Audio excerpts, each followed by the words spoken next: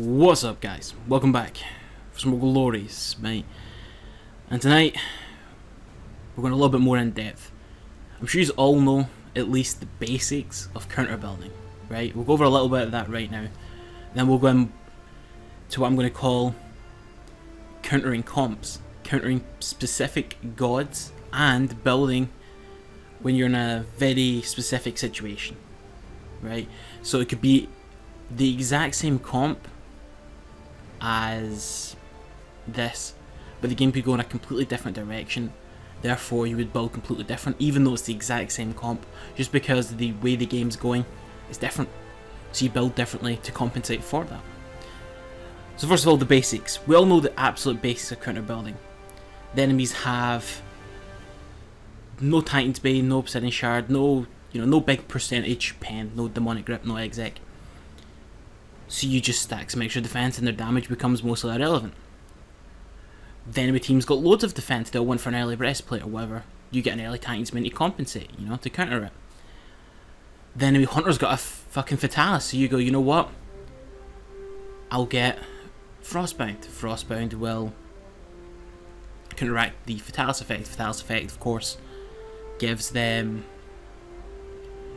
the no movement speed penalty and some attack speed, right? That's really it. So you go, you know what, I'll get Frostbound. That'll slow your movement speed down, making the Fatalis passive fucking irrelevant, dead. And then I'll slow your attack speed as well. And then I also get a bunch of health and power. So I'm now going to kind of kick your ass. Essentially, Frostbound is giving everyone on my team Fatalis when I hit you because you're slowed and they're all not. And I've completely neutered your Fatalis. So that's really good counter building. Then there's got loads of attack speed. You get the Midgardian Mail, or the Witchblade, or the Runic Shield. But you also know Runic Shield and Witchblade don't stack, so you only get one. If you're an AA god, you prefer the Frostbound to keep reapplying it. And if you're more of an ability god and you just need to be there with the passive warrior, you'll go for the Witchblade or the Runic. You also know that Midgardian Mail stacks with Frostbound or Witchblade or Runic Shield, but only once. Frostbound and Witchblade don't stack. Frostbound and Runic Shield don't stack. They did fix it so you get the maximum reduction from the Witchblade or the Runic Shield, but they don't stack. This is all basic stuff that most people should know. And he's got shit tons of slows. Yeah, I'm getting Wingblade. Have they got many slows, like 1 or 2 a piece, then I'm going to get Sprint as well, just so I've always got something up, right? You all know these basic things. This is basic standard stuff that everyone should know. You all know your cookie cutter build as well, which is what you go into most of the time. Oh, I'm an ability assassin in the jungle, I'll get warrior Tabai, and then I'll get Hi-rez or Jotuns or breastplate, because I know they're all the best stuff. Jotuns if you're mainly looking for poke, you'll get Hi-rez if you go in deep and you get a lot of value out of it, and you'll get breastplate if you're diving a lot and you're looking to get kind of the last hits. You know all this stuff, right? Very basic, very just, oh, it makes sense, it's obvious. Most people should know this, and if you don't, then congratulations. It took me 3 minutes to just tell you all. That's the basic stuff that you should know. Oh, the enemy got loads of health, then I'll get Kensai's if I can. If I'm a mage, I'll get Soul Reaver, even though I'm probably going to get that anyway. I'll just get Soul Reaver, punish you for all your health by getting a bigger chunk via my true damage ability, which is on a quite short cooldown. Basic stuff, you guys know it. So with that said, let's look at countering certain comps in certain situations that require you to go down a different route. You're not necessarily countering their builds, you're countering their gods, their god picks as a team, and their current position in the match.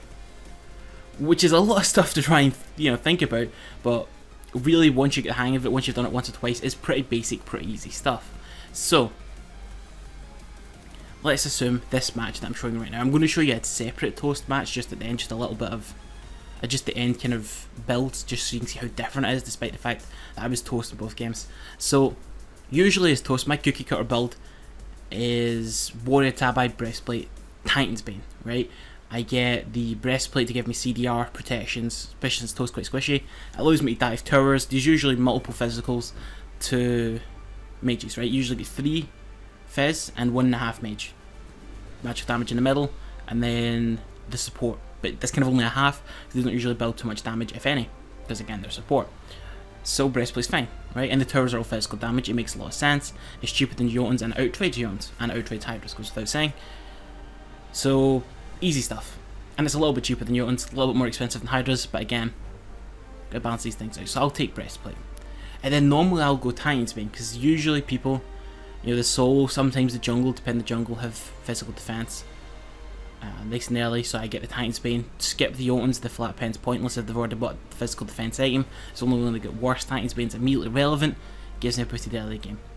However, in this game, I'm not actually going to get Titan's Bane third.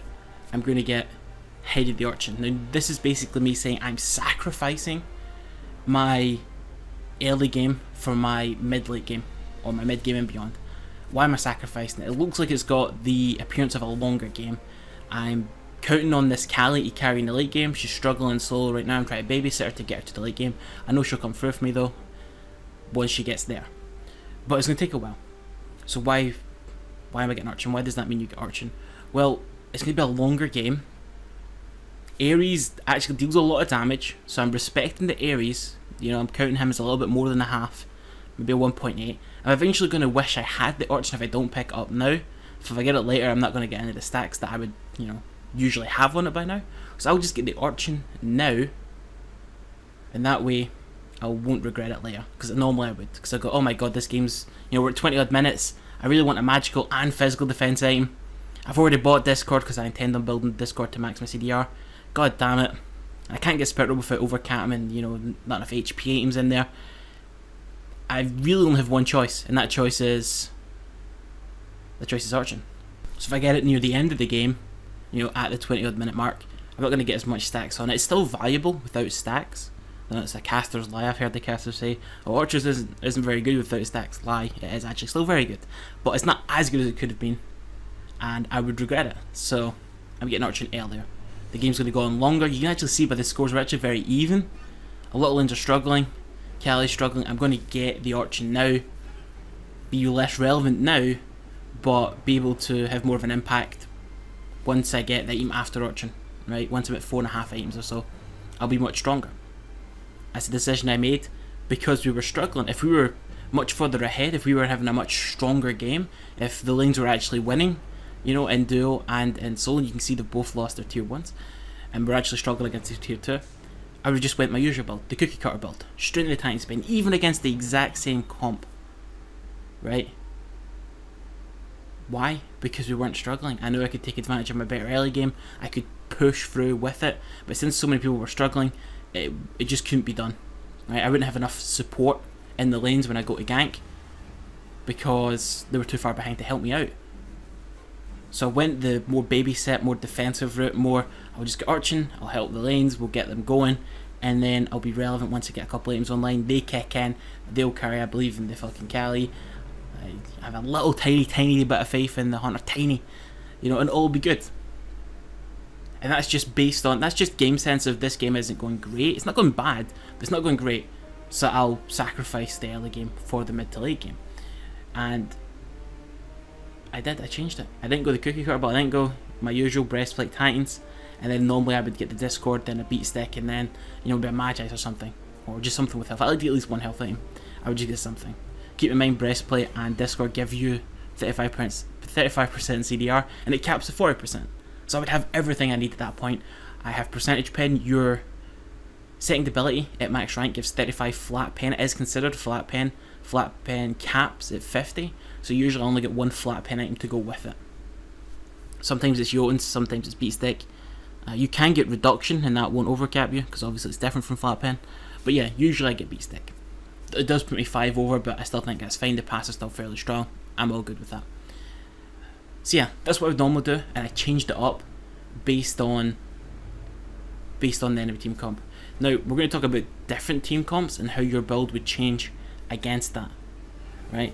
So we'll just imagine you're up against double mage, right, from jungle. So he doesn't need to be from jungle, but just in general, the main people you're fighting against is double mage, and the majority of the time you're up against double mage.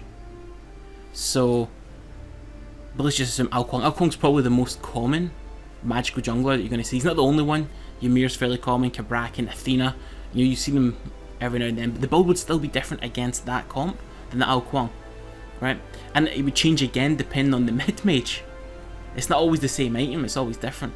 So if we assume Ao Kuang with well, we'll say Isis sort of against an Isis, but generally speaking, if it's Isis or someone with some sort of CC into an Ao Kuang, what's going to happen is the CC is going to hit you, right? Like right now I just got my CC, and then Ao Kuang will jump in and use these 2-3 and then ult you. Usually, might not need these ult, usually does early game, and that's what's going to happen. You're going to get CC'd and then burst and then ulted by the Ao Kuang. So what would you need to counter that? So if we assume there's still a decent amount of physicals, but you're just dealing with 2 mages in the mid, let's still say, you know, they've got like Odin support, you know, they've still got a hunter over there, because obviously they've got a mage in the jungle, they don't need the guardian. And then the solo's still like have a mana or something. So you can't just go raw magical damage, or raw magical defense, sorry. You can't just go straight into runic shield. As much as you'd like to, you can't justify that. You still want CDR, generally speaking. So I would go straight into Spirit Robe. Why Spirit Robe? So they're going to CC me for the combo. As soon as I'm CC'd, I get 15% damage reduction immediately. So that means I'm going to take less damage from the Ao Kuang. I've got early protections, usually against minimal pen, if any. It will usually be the Dynasty Plate Helm, giving them 15, but against 40 that's irrelevant. Or just pen boost, which is 10, which is again mostly irrelevant.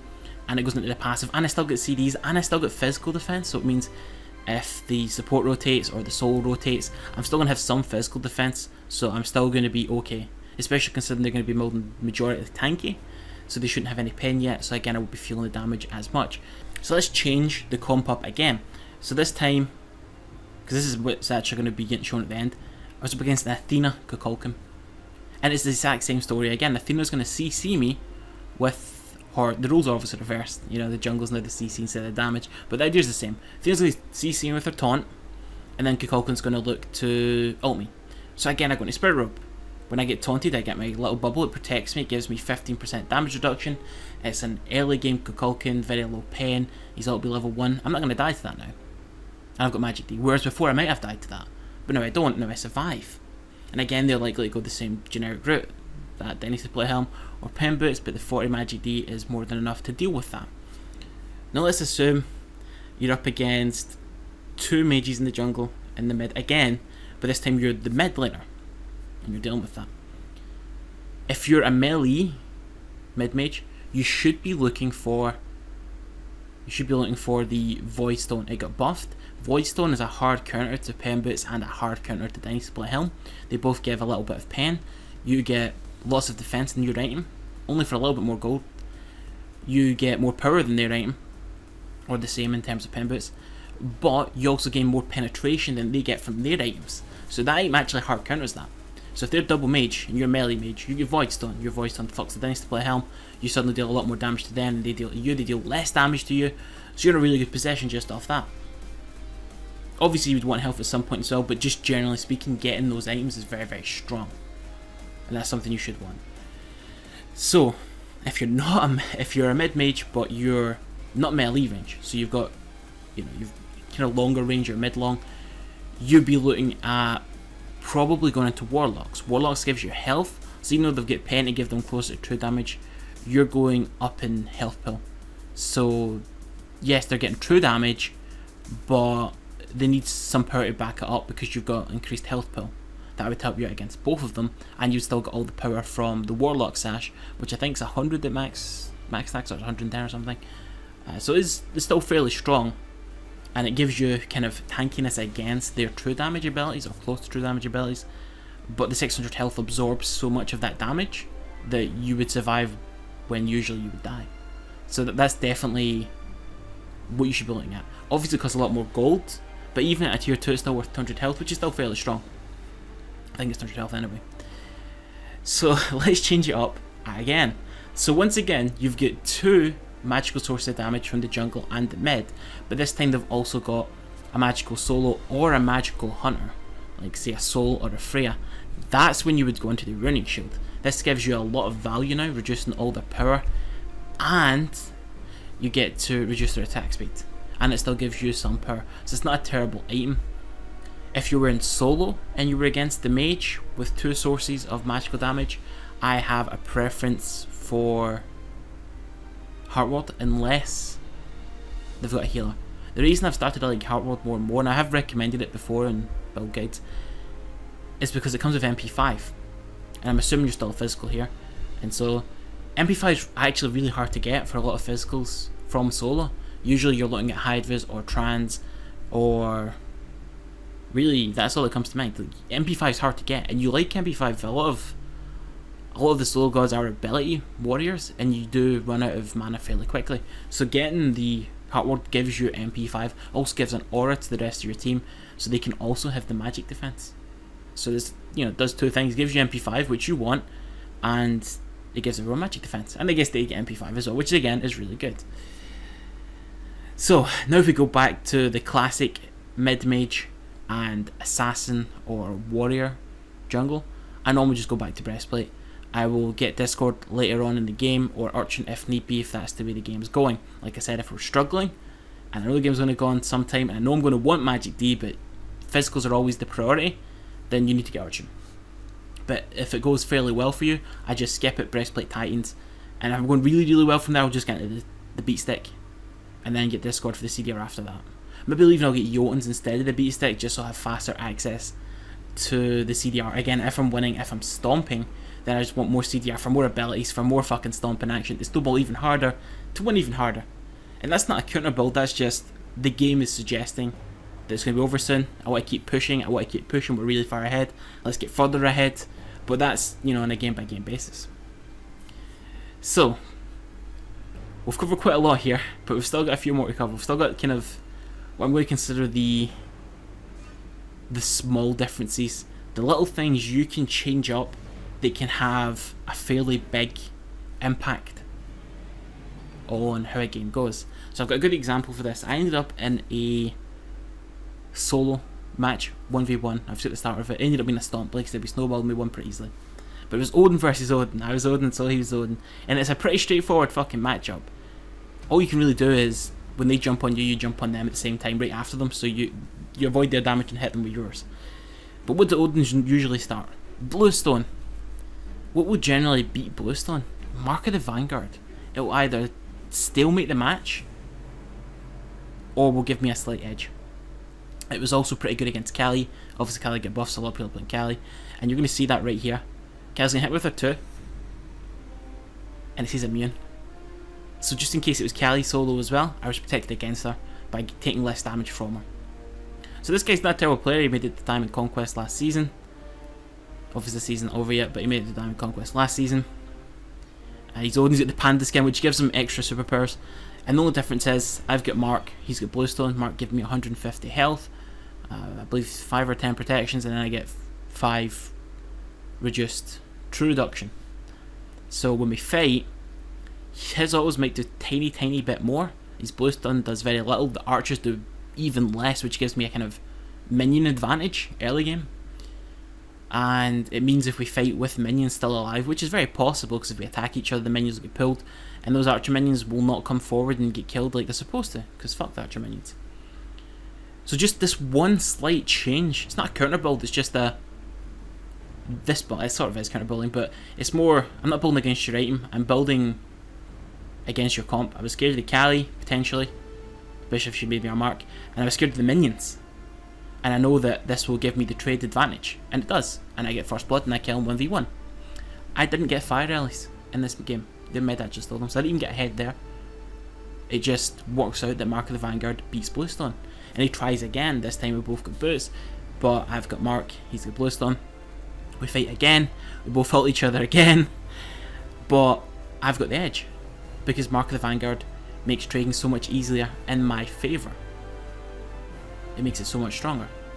In fact, once you get Mark and Breastplate, you're immune to Bluestone ticks. And there you go, that was all the skill of an Odin matchup. I jumped his damage and hit him. Way the skill. But again, it was just to show you that small changes can make a big difference. Usually you'll still lose to death stall, but see if you're up against a very powerful early game god like Ravana, like Osiris, big lane bullies. Mark of the Vanguard can be the difference between them potentially killing you and them not killing you. And in fact, see if I'm up against a good player who's playing like Ravana or Osiris and I'm thinking, holy shit, I'm on someone very average, like Odin, I'll get Mark of the Vanguard just so I don't die. You know, a bit shameful, but you've got to do what you've got to do. I've got to deny them their early game. Got to stay, you know, ahead in farm. They'll still kind of overall win the trade with Deathstool because of the sustain, but I'm not going to die. They have very, very reduced kill potential. In fact, you can see here, Kelly again doing very little damage. I bait her out. She thinks she's got some sort of potential to kill me. She doesn't. I've got minions. The minions kill her. She has very minimal damage. Doesn't even get through the shield. Doesn't get through the Mark of the Vanguard, and then she dies. And so I've got one more final example, and it was the main reason why I chose Toast as the video to upload. I actually played Toast again. I've been liking Toast recently, and you can see the builds are completely different. Completely different builds. And the main reason for that is the enemy team comp changed. I was on the same god in the same position, but because the enemy team comp changed, my build changed to match that. In this match, I'm against Athena jungle with Kukulkan, and the Athena and the Susanna were pre-made. Apparently they were once part of a decent Challenger Cup team, but yeah, they were Athena jungle, and look at his build. He went for the flat pen boost the base damage build, so I went, okay, I'll get the Spirit Robe. I know he's plan, like I mentioned earlier, is going to taunt me into the Kukulkan ult, who went cooldown boost, so he's got no pen at all. So I'll get the little shield from the Spirit Robe, getting reduced damage, and I've got Magic D. I'm not going to die. I've got CDR. I can fight back. And then immediately I went into Titan's Bane, sort of like my cookie cutter build, but with one change. Remove Breastplate, insert Spirit Robe, and that was because the Athena had the early Dynasty Plate Helm, giving them physical defense. Scumsano and Soul Lane had Breastplate, their support had Breastplate and he was rotating a lot, and so was the Scumsano. So it's like, oh wow, all three of these people who are rotating a lot have physical defense early. I'll get the Titan's Bane early, I usually do it anyway, and my damage spiked up quite hard, as you would expect. And then I went, okay, what are these people doing? They're trying to CC me and pull me into tornadoes, you know, with the taunt, with the Scumsano pull. What do I need? Magi's. This does another thing. It gives me lots of health against ability gods. The Scumsano's an ability god as well. He had no pen, so even the small amount of protections from that and the protections from Spirit Robe were enough to block out most of his damage. Combine that with the health, and again I've got, you know, an even bigger wall for him to get through. And the Athena's basically just going for a bunch of flat into a poly with no power behind it. It's a quite silly build. It was irrelevant. It didn't do anything to me. And then as the game progressed, I went, okay, I really like killing that Kukulkan, don't we all? You know, I want to keep killing him, but I'm a Toast, I've not got a lot of mobility. I too, he too, as he wriggles away as I chase him. I want something that helps, I want movement speed. So I got Stonecutting Sword. It gives me movement speed, it got reduced in price, the power is nice for autos, but for the abilities mostly irrelevant.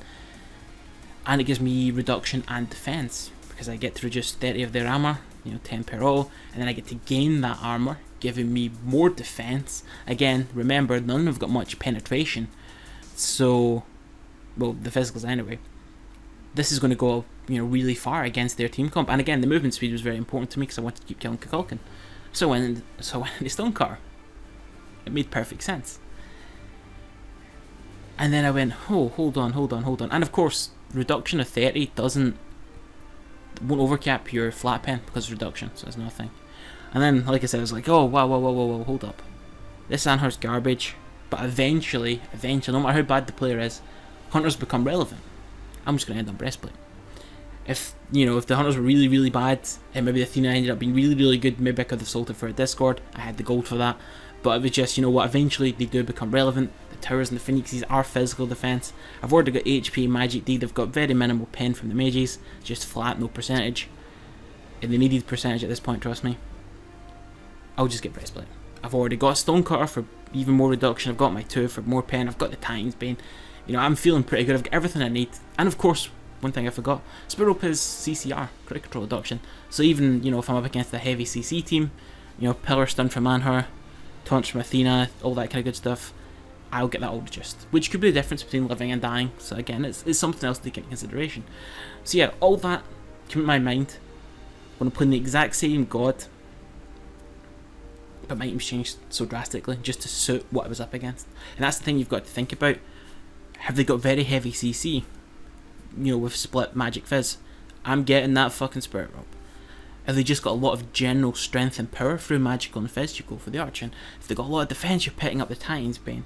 You know, is it 3 and 1.5, which means 3 of one class, then 1 core of the other. then half of the other, basically the half would be a warrior support or a guardian support. That'd be half of that damage. So you always build for the 3 against the 1.5. But depending on who the 1 is, like if it's Freya, that's quite scary.